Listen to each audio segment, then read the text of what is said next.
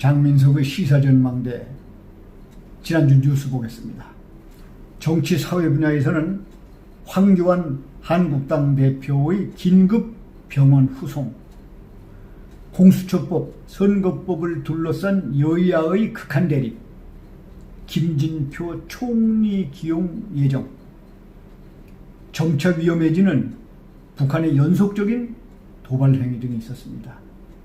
경제 쪽에서는 한국은행이 올해 경제성장률을 2%로 수정했고 기업 실사 지표가 11년 만에 최저라는 발표가 나왔습니다. 그 밖에 가수 정준영이 성폭행으로 징역 6년형을 받았고 요즘 일부에서는 수천만 원의 명품 시계, 수천만 원짜리 샤넬 등 고가 제품들이 없어서 못 판다는 다소 불쾌한 얘기도 나왔습니다.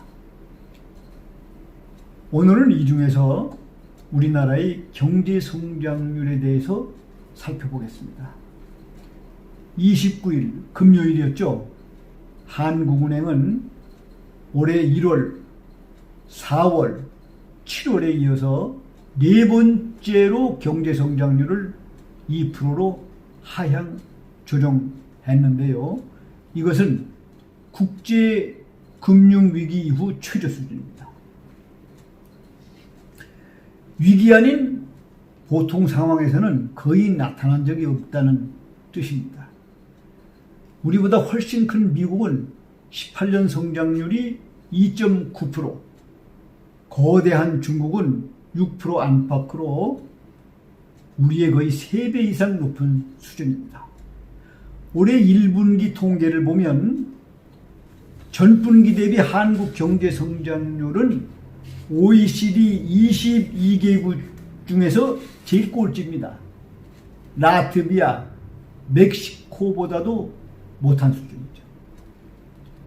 2018년 세계 평균 성장률이 3.6%고 올해와 내년도 비슷하다니까 한국은 해마다 세계 평균 성장률보다 한참 뒤처지는 겁니다.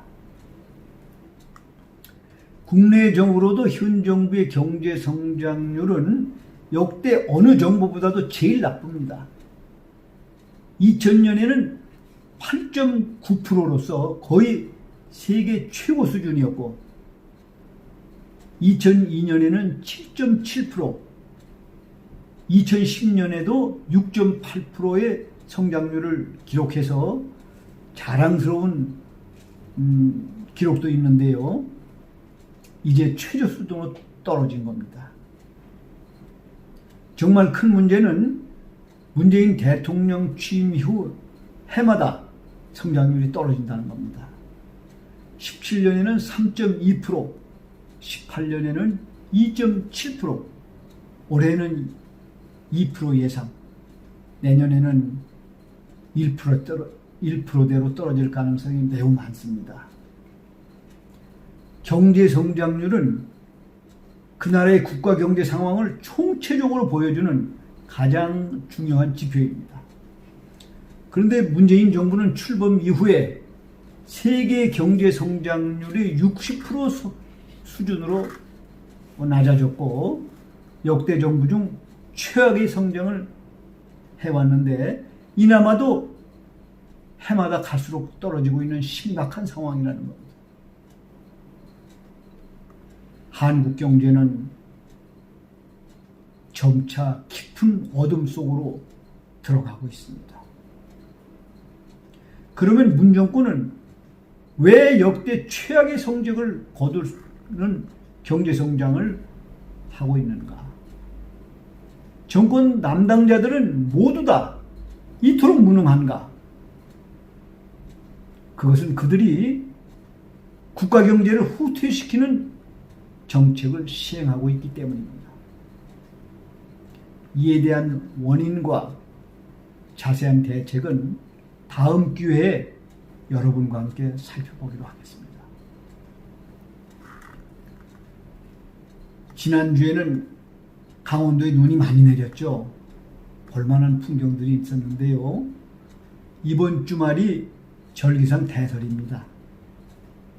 가장 눈이 많이 내린다는 대설 즈음에 호랑이가 교미하고 사슴뿔이 빠진답니다.